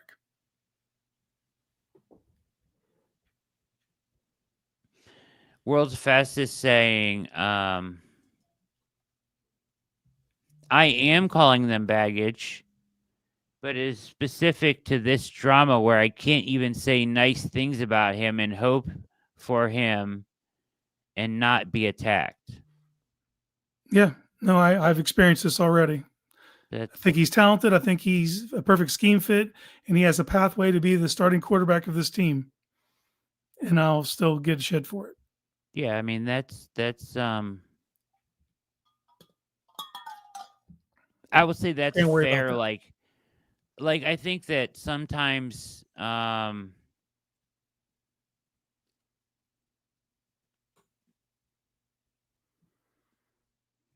agree with Pat Shea. Let's wait and see what matters is what happens on the field. 100%. That's it. But as far as the drama goes, I think a lot of it is the media's fault. They've sensationalized this entire thing. But like McLovin,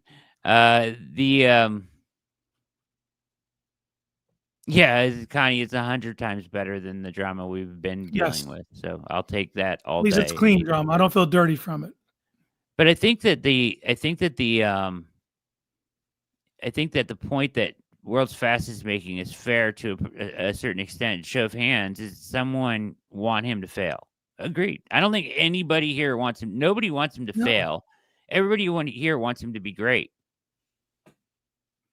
But like, if you can't fairly criticize his game or say anything about, like, you know what I mean, about another quarterback without being attacked, yeah, that's a little bit of.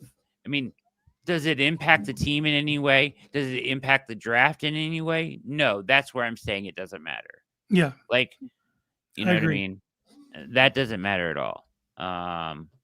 So the noise that impacted his draft fall has nothing to do with his fans, I don't think. I think it has more to do with He's a lightning rod. Some players just come into the league and the that's who they people are. around him and the people and some of the decisions made during the process. Mhm. But once again, doesn't matter now. Not Doesn't now. matter now. He could We have all want landed him in to a be better good. situation. We're all on the same side now. The noise about wanting him to be good is all one noise that we all want him to be good. So I'm all for it. Whatever. Do you I think don't. that DeAndre Carter should have given him number 2? Yes, Right. I think he thought he was getting a payday. I think DeAndre thought. First of all, I think he was number 2 before. That's a good question. What was he? He had one good season as a wide receiver. I talked about this on Things I Think I Know. DeAndre Carter had one good season as a wide receiver, if you want to call it good, but productive season. And he was the slot guy for the Chargers like 4 years ago. And he had a good year. And I think he was low single digit then too. I think he was like number 2 or number 1. This is a weird thing to try to find. Anyways, his stats though. Yeah, in 22 case, did you know this about DeAndre Carter? In 22, he caught 46 balls on 65 targets for 538 yards, 3 touchdowns. That's That's like basically wide Elijah receiver Moore. 3 numbers. That's Elijah Moore. It's wide receiver 3 numbers right there. Yeah. So, we talked about him as the returner guy. Now, has he ever done that before or after that? No. He did it 1 year. So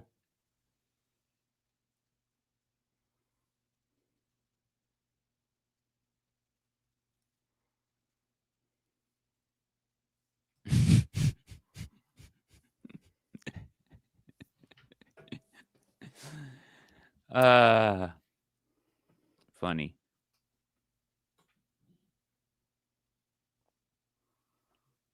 Yo, you guys, nobody's calling you baggage, man. We're good. We're good. Are they back to being mad about it? We want him to succeed. We want him to be the franchise quarterback. Someone needs to do it. I think he's the best equipped of the young guys. Except world's fastest. Have you ever read the hateful? Okay, here we go. Have you ever read the hateful comments whenever Coach Prime and Shedeur make a post on social media? Most of it is very vile. So excuse me if you're getting pushback on some of your comments. That's got nothing to do with us, man. I'm not. I've not here never for that. said a vile word about either of them in my life. So No. Deion's the best corner I've ever seen. Top 5 athlete on planet Earth. Probably closer to 1 than 5.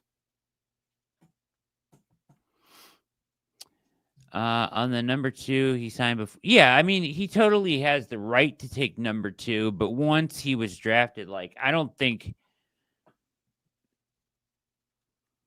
DeAndre Carter. That's what I mean. I don't think it's a significant number to DeAndre Carter. He should have just let him have it. My opinion, too. Who cares? Best case scenario, it doesn't really that's matter. butter in your bread, man. If you're going to be on the field, I think he thought that probably a little windfall. Probably get 100,000 out of it. But I thought that at me, no. I thought Shedeur's answer at the press conference to that question was perfect. Mm-hmm. Right? My signing bonus isn't that big. Playing it down. That's ideal. That was perfect. Yep. You know what I mean? So, off the top of your head, who's been the best number 12 in Browns history? Josh Gordon. Pretty easy, right? The last number 12 to wear it was a baller.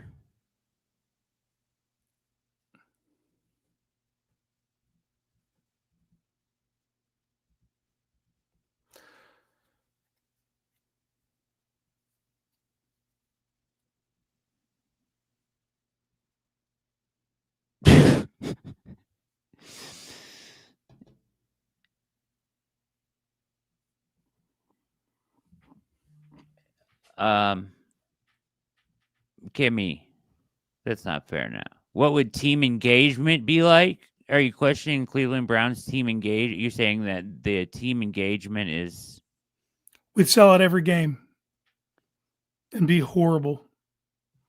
I've seen us be 0-16 and sell out games.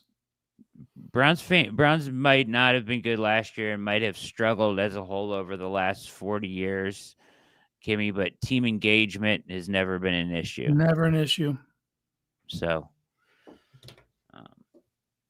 but you can pat yourself on the back all you want for that one. I mean, that's fine. You're here. That's cool. Poir takes them $20 tickets right now, McLovin. Yeah. Yep. Inflation's a mug. Mm-hmm. Interesting answers on JOK earlier. I want to show this video. So, somebody explained to me. We're hoping that the Travis Henry or Travis Hunter.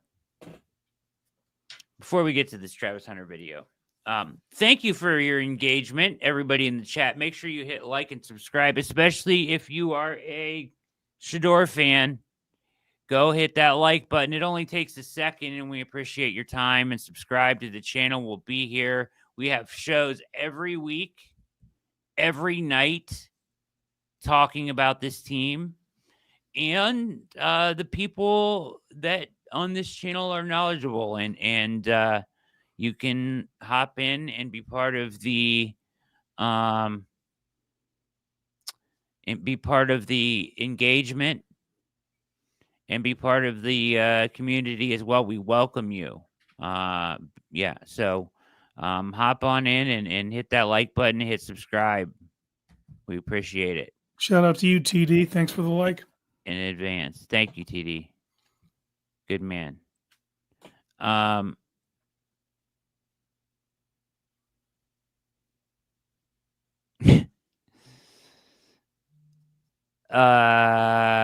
right. Jags drills. I want to show you guys this drill. Casey brought this to me. This is fun. So we're hoping the Jags aren't very good, right? Because we have their first round draft pick. I was hoping to get better news from the doc. Yeah.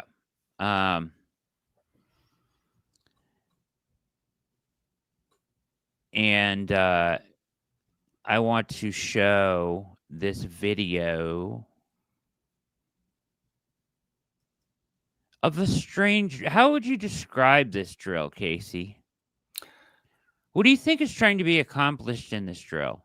Okay. So I didn't research it other than I seen, I think number 38, number 4, and then Jacksonville could have more than 1-4, right?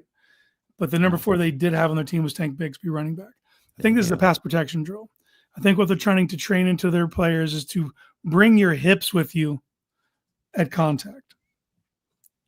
Okay. Terrible way to go about it, but I think that that's what they're trying to accomplish here. You guys tell me what you think it looks like, though.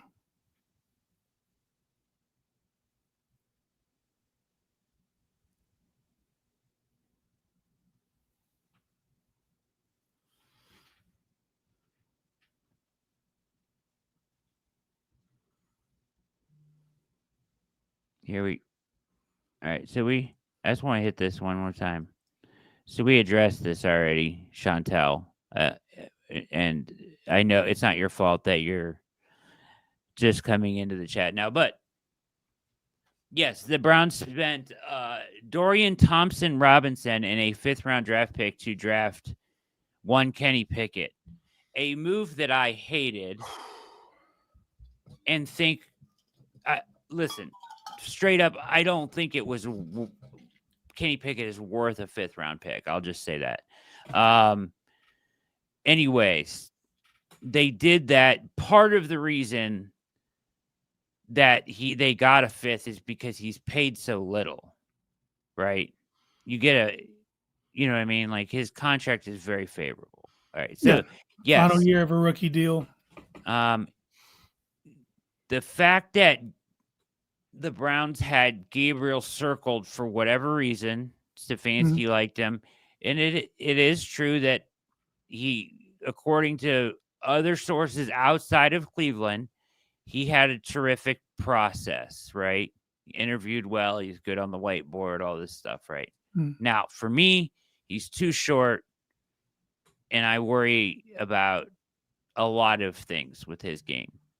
But the head coach liked him. They took him in the 3rd.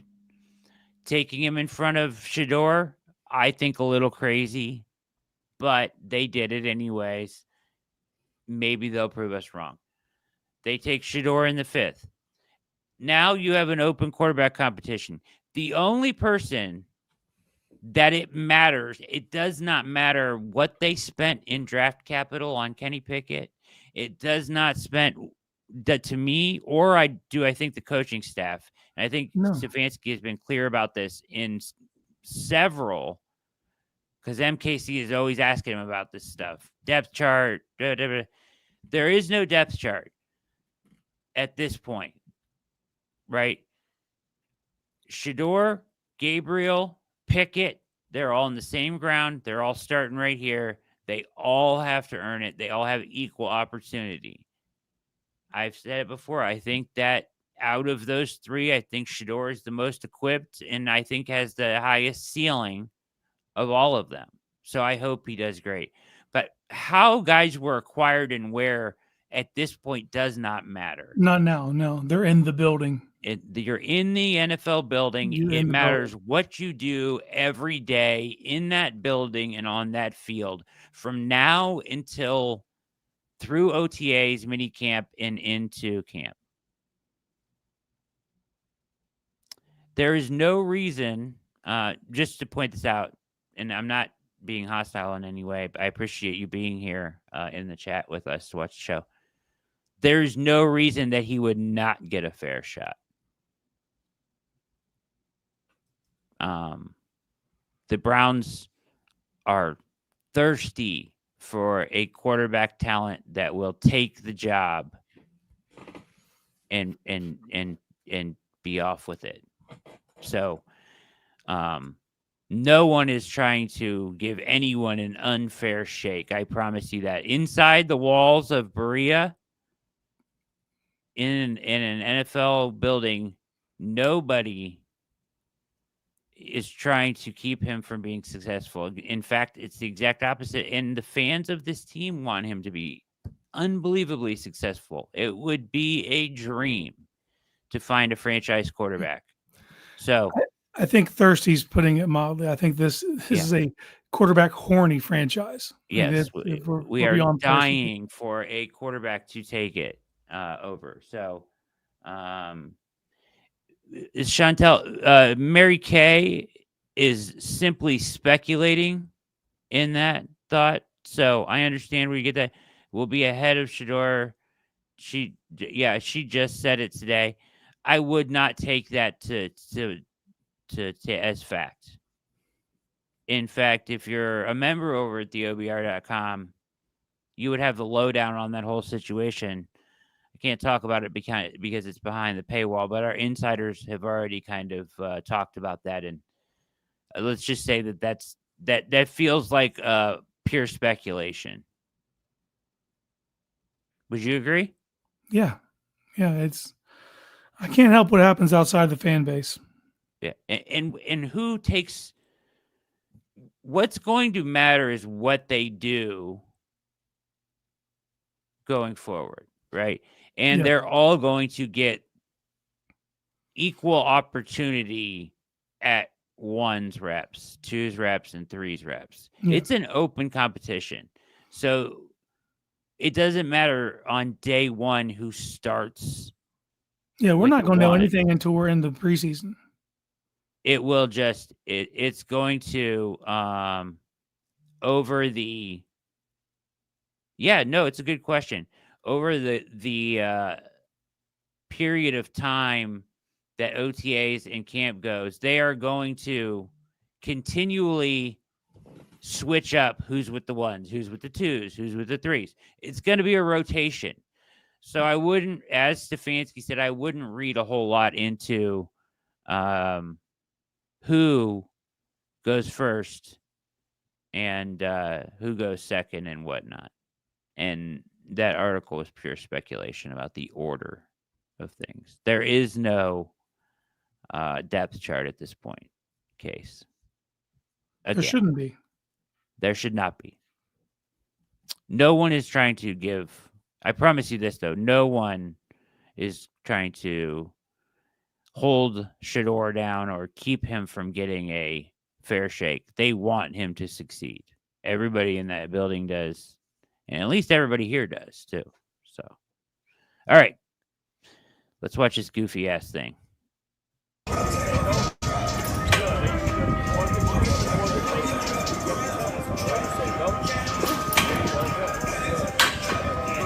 All right, good job. 4.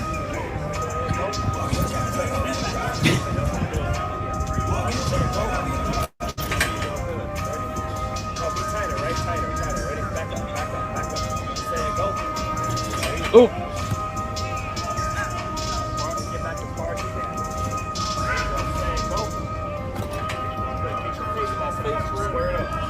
Square up. Ready, set, go. What do you think, Case? What are they trying to accomplish here? They're working on bringing their hips with them during pass protection drills, but this is a pass protection drill? you can see Etienne back there for his big B. Yeah, this I don't know, man. I don't know how this is happening on an NFL field. I don't know. I don't. Do you think you could do this drill well? Yes, you get hit by a bag, like I don't know, man. I think I could do this drill. This is maybe the only NFL drill. No, I could. It's not a drill. This isn't an NFL drill. That's the other part. Like I know they're doing it on an NFL practice field, but this ain't it. Boy.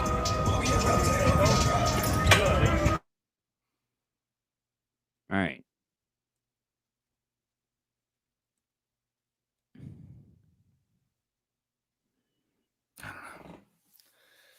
Well done.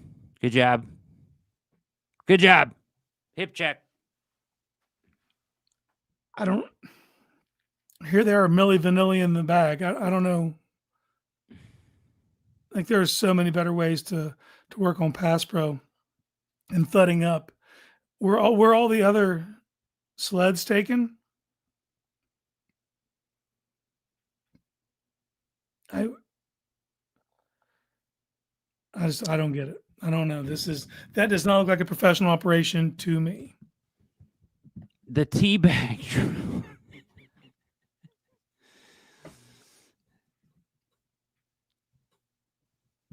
And I mean, Check what for the players cuts. going to do? They're being asked to do it, but what are you doing there? I'm not sure. Appreciate everybody in the chat. I want to make sure something. I'm glad that everybody's here, but let's not be hostile to each other. Okay? Ultimately, we're all on the same side here. So let's looked up balance. Yeah. Angela Lansbury, Jessica Fletcher. Nah. Not gonna do Murder, She Wrote? Can't do Murder, She Wrote.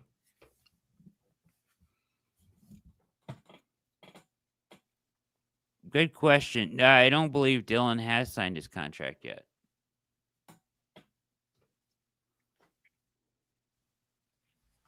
Right? No, I don't believe so. Is he the lone draftee? That's a good As question. Carson? Carson signed. Fannin signed. Did Sampson sign? Not that I saw, but Did Quinshawn sign? I believe he did. Yes. He did. Quinshawn, by the way, looks sharp in drills, doesn't he? Yes, he does. He's a very explosive athlete for a man of his size. He looks terrific. Also, though, I mean, this is just me being a stickler. I don't like number 10 on a running back. Me neither. Pacheco has it. Don't care for it. I think he should change it. He wanted a single digit. You wanted 1. Yeah. I would have been cool with Which I would have been cool with too. I'm not really sure why Martin went from 23 to 1. that. Neither am I.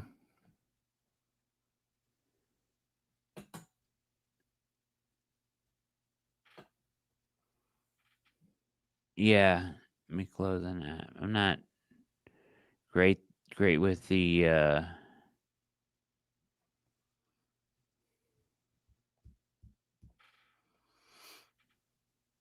what are you talking about, MC?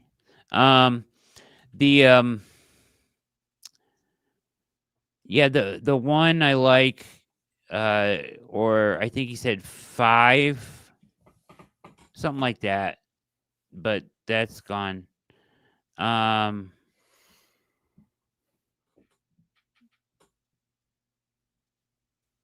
Doesn't matter. This is such an interesting development, isn't it? Like the real, like this thing with Shedeur. Yeah. I mean, he's a polarizing dude, man. Like, did you see this coming? Not immediately. No, not on draft day. I wasn't like, oh, but like he's bringing a ton of eyeballs with him. He is. It's wild. Like I said, though, like if he is able to do this, he's able to become the franchise quarterback. This time next year, the narrative's completely different. The Browns are literally staring down the barrel of 0 primetime games. Mark my words. If he's the starting quarterback and cemented, that's a thing of the past. Pete will be pissed. What? Bunch of primetime games. Yeah. Getting like 5 of them, Johns. I would love it. I love primetime games. Yeah, I'm the same as you. I know you said like as many as possible. Like I want at least three different occasions where it's different, where it's something different. It's an event. You gear up for it. I like that, man. It reminds me. Just a game at night under the lights is better. It's just more exciting. The hype. You got everybody else in the country watching your game. Like I don't understand why you wouldn't want to play in it. When I was in 3rd and 4th grade, like my mom knew how much it meant to me. I would get home from football practice and she would let me go to bed right then and then wake me up for the games. Do you know what I mean? Like it's a big deal to me. OTAs start technically. So they're in the building every day right now, to answer your question in the chat. They're in phase 2 of the off-season program. Feels like they've been in phase 2 for a while.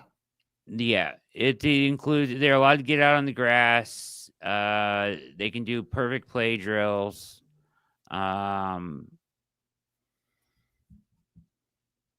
Yeah, they can conduct practice at a walk-through pace. There's no live contact, offense versus defense drills, none of that stuff. Yeah, you're not allowed to thud up. Yeah. Which is why Jacksonville's out there humping bags. Yeah, they are. Exactly. Hip checking bags. Yeah. Phase 3 is the next 4 weeks where teams are allowed to conduct 10 days of OTAs or organized team activities, which many people confuse with optional team activities, but it is involuntary. No live contact is permitted. 7-on-7s, 9-on-7, 11-on-11 drills are allowed. the first day of OTAs for the Browns is the 27th. So Tuesday? Yep. So Tuesday will begin OTA. So Tuesday, Wednesday, Thursday. 3 days. Then June 3rd through 5th. Dude, I'm telling you, Case, these days, some maybe not. 3, 4, 5. Oh, anyways. The June 3rd through 5th, and then mandatory minicamp is part of. Is that part of those 10 days? It And must that's be 10 through the 12th. 10 through the 12th.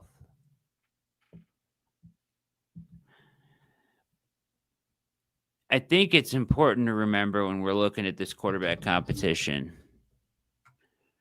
Stefanski, and I wrote this, but Stefanski, in things I think I know, Stefanski was very clear about always times out. Like in the last, when we go 2 hours, You remember it when I always used to do times that on my out. other TV? So Every annoying. time it was like, oh, it's time, boys. But when I was writing things I think I know, did you read it last week? Not this week. I did not get a chance. All right. So there's some interesting things real quickly. We'll hit it real quick.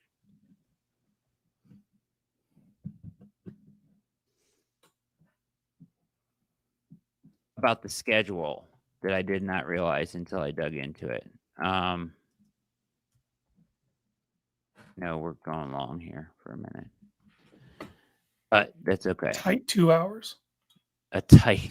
Tight. All right. So, but Stefanski has said time after time that it's all about the entire body of work, not just on the field, in the classroom, in the weight room. They're all being watched. It's the entire body of work. So phase 3, phase 4, all of it, they're being evaluated. So I guess technically they're not all at 0 right now. I doubt anybody has made a huge jump or anything, but the work they do day in, day out is being watched closely by everyone. And like who wins this competition, and if somebody other than Flacco can win this competition, it's because they have done everything that they possibly can, right, to impress in the building, on the whiteboard, with film, in the weight room, out on the field. Surely most of it is out on the field, but all of it matters to be. Yeah, no, for a quarterback, the stuff in the meeting room is just as important, man. Obviously, you got to Yeah. execute the throws, the proper footwork, understanding the depth. All of it. But having a surgical understanding of the playbook, man, that is Taking to the playbook, all of it. So absolutely. What am I trying to do? Share. But check this out. You're talking about the schedule. Yeah. I'll stop talking about that. But okay, so I'm talking about adding what kind of receivers. All right, so the schedule rest differential, right? Did you see any of this? No.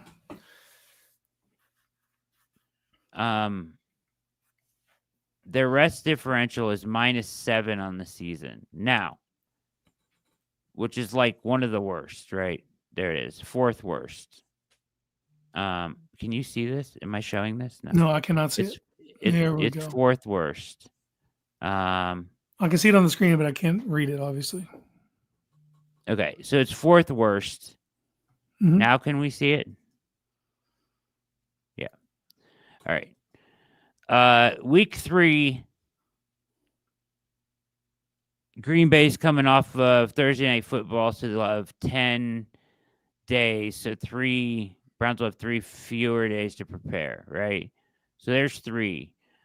They gain a day against Detroit when they play Monday Night Football. Now it gets really weird. So I didn't realize this, but when we go to London, okay, Mhm. in week 6 or week 5, That's week 5. Yeah. Pittsburgh is in Dublin the week before that. So just like we got the option to take the bye the week after, they got the same option. So the Vikings play Pittsburgh in Dublin, and the following week in week 5 they travel to London, not far, to play us, right? So that's a disadvantage in the first place, that they've been over there for an entire week, right? Yeah. A huge disadvantage, really. But either way, then we decided not to take the bye, so you get rewarded with the week 9 bye, right? Yeah. Wait, just went dead. Hold We get on. rewarded by them sending us to a place we have 0 success in. Yes. So, but coming home from London, Yeah. you go to the Steelers, Yeah. and they are coming off their bye week. They elected to take theirs, So you get which is the surprising for a Mike Tomlin team. -7, By week 5. -7, and you get hammered on an away game to Pittsburgh, right? Also, like, just a little nugget here. They get that week 9 bye, but another favor that was not done, or whatever you want to call it, unfortunate, is that they play the Jets in week 10, and usually that's like a kind of a built-in advantage, but the Jets are coming off their bye as well. You hardly ever see that. Never see that. I'd be interested to know how many times that's actually happened. So you kind of got screwed on that. So you go to London, you play a team that's already been over there for a week. Then you come home To go to Pittsburgh, of all to places. go to Pittsburgh, who's coming off their bye. And this is all based on that decision, right? Then you get that week 9 bye, but you don't even get the benefit of playing a team that's not. You don't get the rest back. You play a team that was already on a bye. Yeah. Unfortunate. Interesting, and right? I don't like it. Yeah, stuff not great. Not great for the Browns there. All right, hey, listen. Chantel, I hope I'm saying your name properly. Everybody else who was hopped in the chat tonight. Kimmy, appreciate you joining the show. Make sure you hit like and subscribe, and you're welcome. Rodney, well said, Rodney. Spirited virtual dialogue. Yeah, you guys are all welcome, and but just let's all we're in this together in the end, right? So, Steve Kramer, late as can be, coming in at 2 hours and 8 minutes. You missed it. Brad started off the show by eating sardines. Yeah, you missed it.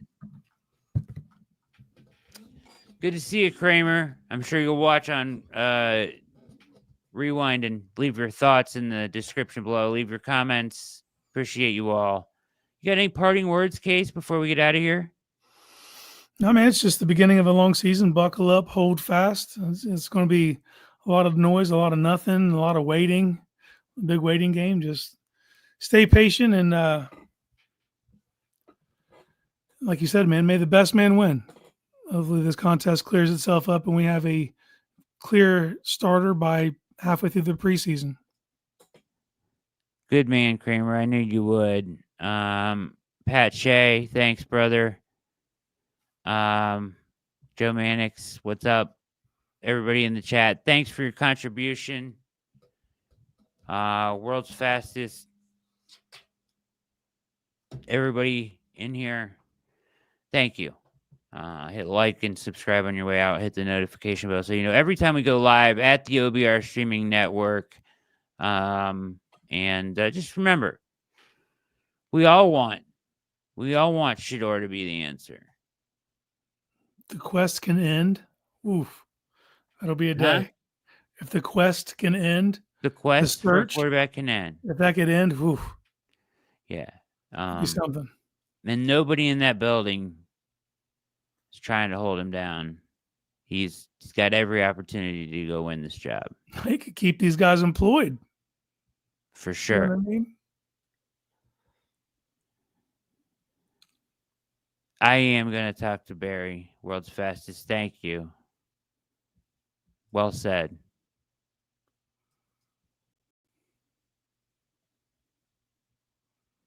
We are optimistic, Kimmy. We're optimistic.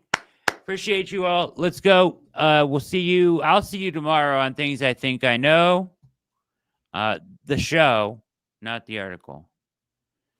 And right here at 7 o'clock. And hey, everybody have a wonderful evening. And appreciate. Yeah, World's Fast. I'm same page. Detective Case at Casey_Kinnaman. Follow him on X or Twitter, whatever you want to call it. My name is Brad Ward. Have a wonderful evening. It's been another edition of All Eyes on Cleveland. We are out.